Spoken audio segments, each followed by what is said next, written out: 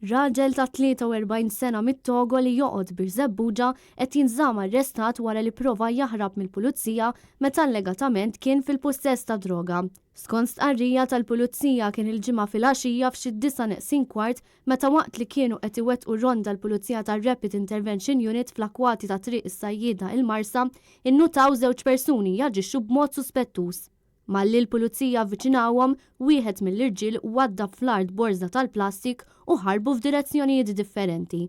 Il-pulizija ġabru l-borża u telqu jiġru wara żewġ tirġiel, wieħed minnhom ġie arrestat fi triq il-Marsa u ttieħed l-Asta tal-Ħamrun. Mill-investigazzjonijiet li saru riżulta li l-persuna arrestata allegatament kienet fil-possess tal-borża tal-plastik u li fija kien hemm 7 pakketti żgħar b'sustanza allegatament droga kannabis.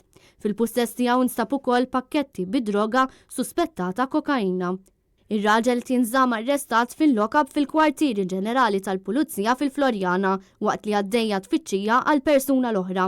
Dwar dan il-każ infetħet inkjesta maġisterjali fil-waqt li l-investigazzjonijiet tal-Pulizija għadhom għaddejjin.